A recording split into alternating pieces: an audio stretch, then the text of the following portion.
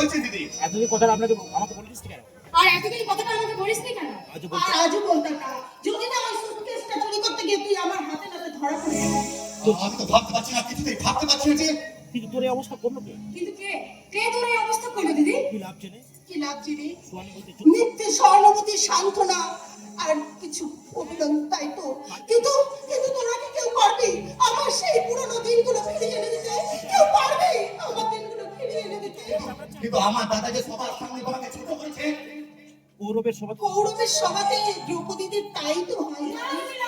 তার সেদিন নেই যেদিন শুনেছিলাম ওই বেহুলা নদীন্দরকে নিয়ে সাত সমুদ্র কাননদীর পাড়ে ঘুরেছিল, ওই স্বর্গে তাকে বাঁচিয়ে দিয়েছিল। কিন্তু আজকে এই আধুনিক যুগে মাঝে যদি বেহুলা স্ত্রী হতো তাহলে কিন্তু প্রাণ পাওয়া তো দূরের কথা, ডেথ সার্টিফিকেটটা কেউ হাতে পেত না। তাই তোর প্রতি যে অন্যায় হয়েছে তার প্রতিকার আমরা করবো। তার আগে ওনার একটা চাকরির প্রয়োজন। এই আমি ঠিক কথা বলেছি তো? প্রশান্ত ভট্টাচার্য। আমি মোহিনী দত্ত। আমার একটা লিখ কারখানা আছে। সেখানে প্রশান্ত কি করবে? সেখানে প্রশান্ত কি করবে জানতে পারি? ম্যানেজারের চাকরি। শুরুতেই 10,000 টাকা বেতন, বোনাস এবং পার্সোনাল কার এসে আসা যাওয়া করবে। এখন বলুন, চাকরিটা কি আপনারা করতে চান? কিন্তু এখন লেটার না পাঠিয়ে লেট একদম বাড়িতে চলে এলেন, কি ব্যাপার? এটা হলো আমার অফিসের কার্ড। আর এই হলো আপনার অ্যানুয়াল।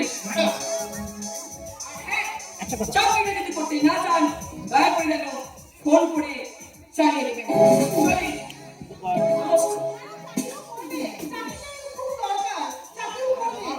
দিন করে এলো চাকরি দিল চলে গেল, এখনকার যুগে এসব হয় নাকি? দিদি দিদি দিদি, তুমি বরং জামাইবাবুকে এইসব ব্যাপারে একটু খবরটা নিতে বলো।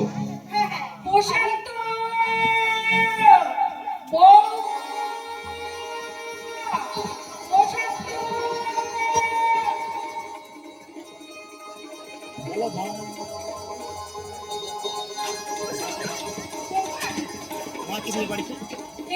মা, আপনি এই বাড়িতে? আমি তোমাদের কাছে দেখতে চলে এলাম। সন্তান মায়ের উপরে অভিমান করে থাকতে পারে, কিন্তু মাকে সন্তানের ছেড়ে থাকতে পারে। মা, আমি নিজেকে বিশ্বাস করতে পারছি না যে তুমি এই বাড়িতে। মা, আপনি ভালো আছেন? এই বাড়ির ঠিকানা আপনাকে কে দিল? না মারে একটু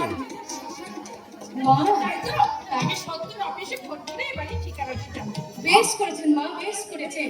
আপনার ছেলে কদিন থেকে বলছিল মায়ের জন্য মন কেমন করছে।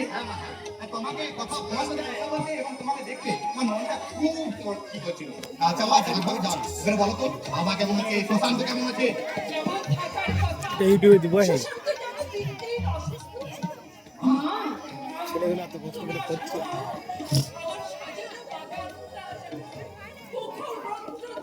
কিছুটা তাপসের কাছে কিছুটা আমার কাছে। কেন মা? দাদাকে নিয়ে তো তোমার ওই বাড়িতে ভালো থাকার কথা। চিরকাল তো তুমি তাই করে এসেছো।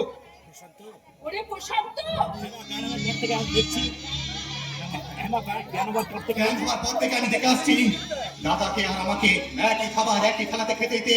দাদাকে তুমি নিজে হাতে খাই দিতে আর আমাকে শুধু খাইয়ে দিতে হতে। এইটুকুটা পার্থক্য। তুমি কি না? ওরে তুই চুপ কর। চুপ কর তুই। চুপ কর। আমি বুঝি আমি শান্ত বেশি ভালোবাসি। এইটা যে তোমাকে জানতে চাই। খুব ভালো করেছেন মা, কিন্তু কেন তো বেশি ভালোবাসি সেটা তো তুই কোনোদিন জানতে চাস। কিন্তু আজ আমি জানতে চাইছি মা, বলো বলো মা, বলো দাদাকে তুমি কেন এত বেশি ভালোবাসো? শান্তর বয়স যখন 4 বছর, তোরা তখন কেউ পৃথিবীতে আসিস না। আমি একবার ডাক্তারখানায় ডাক্তার শান্তকে জিজ্ঞাসা করে বলল যে উনি মানসিক অমাবস্যার দিন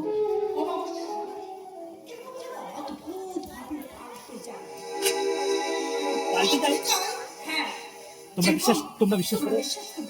কেউ তোমরা ওর সজ্জার রূপ কিন্তু আমি দেখেছি কিরকম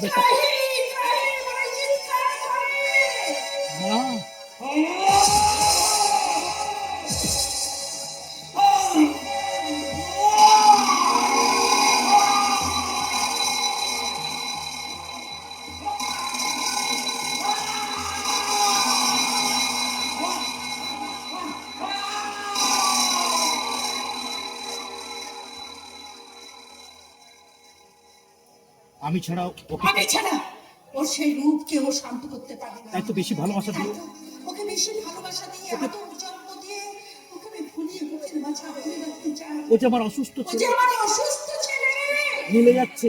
মিলে যাচ্ছে, সেদিন সব কিছু মিলে যাচ্ছে। সেদিনে সে আমার সর্বনাশের কথা সব মিলে যাচ্ছে। রিনা, রিনা তুমি?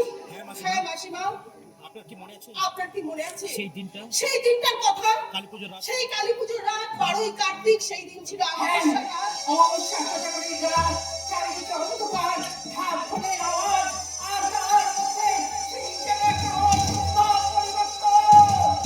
কিন্তু তোমাকে অমন লাগছে কেন? কিন্তু তোমার তোমাকে আমার দেখাচ্ছে কেন রিনা? মাসিমা, হ্যাঁ বল তুই। মাসিমা, হ্যাঁ বল। তুই ওরা- তুই কেন এরকম করছিস?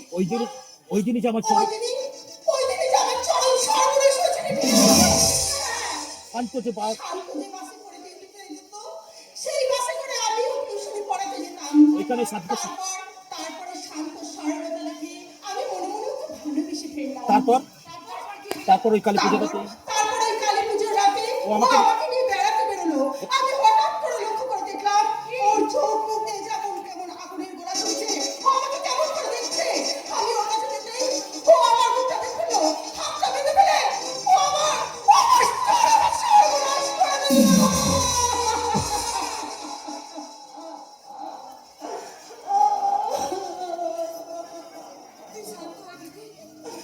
যখন যখন জ্ঞান ফিরল, আমি আমি দেখলাম আমার যন্ত্রণার শরীরটা নিয়ে আমি আর ওকে রাখতে পারছি না।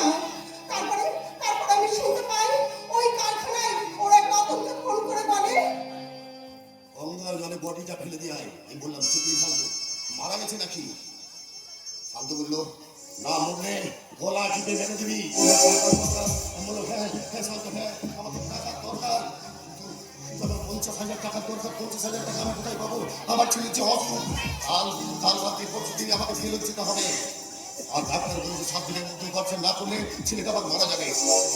তুই আমাকে 50,000 টাকা দে। শান্ত বললো 50,000 নয়, 25,000 দিচ্ছি, বডিটা গঙ্গার জলে ফেলে দিয়ে আয়। আর না পারলে আমি নিজে ফেলে দিয়ে আসবো। আমি ফেলে দিয়ে আসি, তুই আমাকে টাকাটা দে। তারপর টাকা 25,000 টাকা দিয়ে শান্ত চলে যায়। তারপর ফিরে আমি রিনার কাছে যাই। রিনার কাছে গিয়ে বডিকে আস্তে আস্তে না ভেঙে তুলে নিই।